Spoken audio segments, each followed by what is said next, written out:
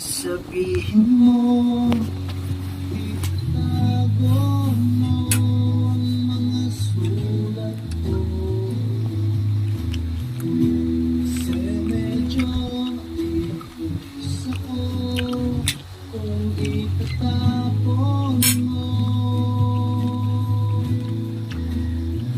Huwag kang mag-alala, di ako lulunod kung may kapiling daliba.